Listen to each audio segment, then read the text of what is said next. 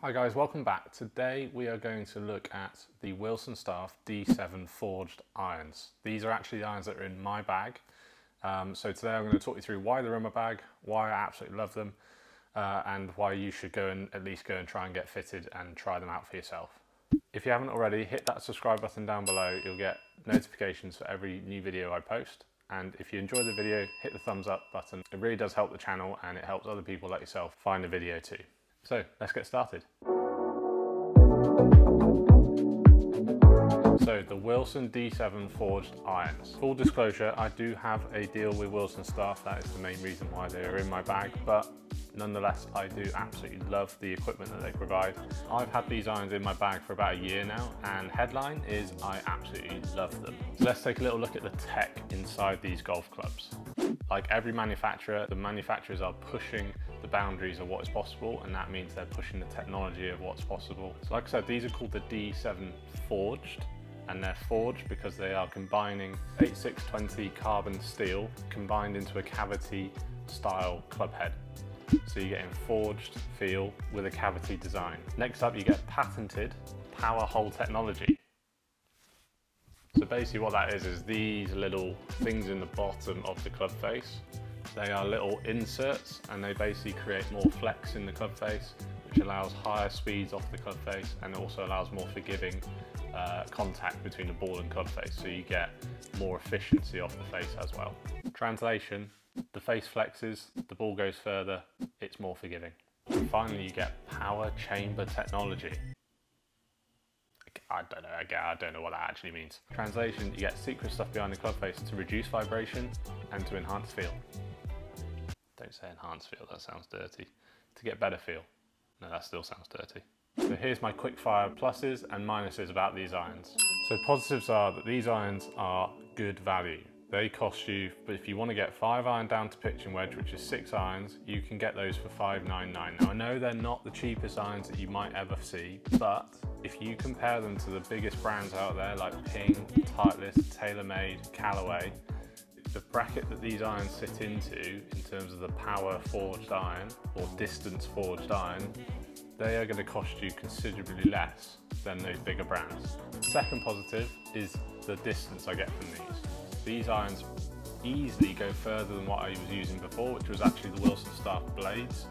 Not surprising really, because the design of the head is completely different, but it is giving me exactly what I wanted. It's giving me a playable ball flight and spin with a load more distance, about 20 yards further. I went from hitting a 7-iron around 150 to now hitting it around 170. Now, I should say that is probably down to the fact that these are very strong lofted irons. Like this 7-iron that I've got in my hand is lofted at 30.5 degrees. Now, if you compare that to an old school 7-iron, that's like 1 or 2 clubs less. So you can almost call this 7-iron like an old school 6-iron or 5-iron.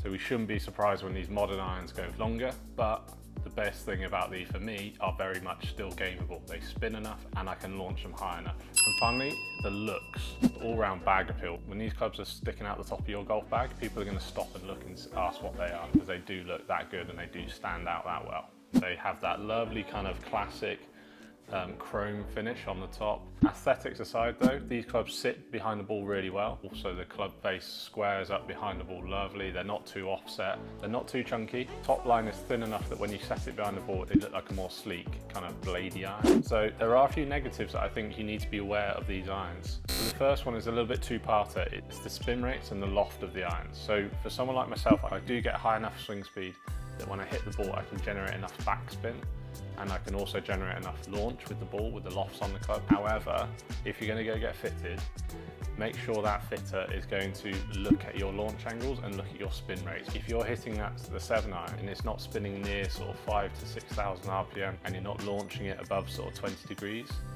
you're going to be really struggling when you get into those hotter summer conditions where the greens are firmer to stop the ball. So you need to make sure when you get fitted that you look at the launch angle and you look at the spin rate. If you're lucky enough and you've got the high enough ball speed and high enough swing speed, these irons can certainly work for you like they do for me. So going on from that, obviously the issue with the lower loft and the design of the club is that you can get flyers. So this year I've had probably a number of occasions I've been hitting out of rough or hitting out sort of wet conditions, and it's basically creating a flyer. So the ball jumps off the club face, loads less spin, still the same kind of launch, and the ball flies at 20 or 30 yards further.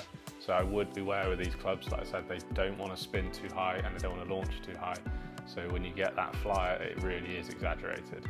So bottom line, guys, is I strongly recommend these irons to anyone, but I would go and get fitted. And when you get fitted, make sure those numbers of launch angle and spin rate, you look at those closely, because if you can't get those high enough, you're going to really struggle. In my opinion, they perform as good as any other brand on the market currently for any price. That is my opinion. But in all seriousness, pound for pound, I think they're a great option. So do go and check them out. I hope you enjoyed the video. If you did, please hit that thumbs up down below. It really does help the channel. And like I said, it does help everyone else that's also looking for this video. If you haven't already, hit that subscribe button down below. And next to it, that little bell icon, hit that too, and you'll get alerted to all new videos I post.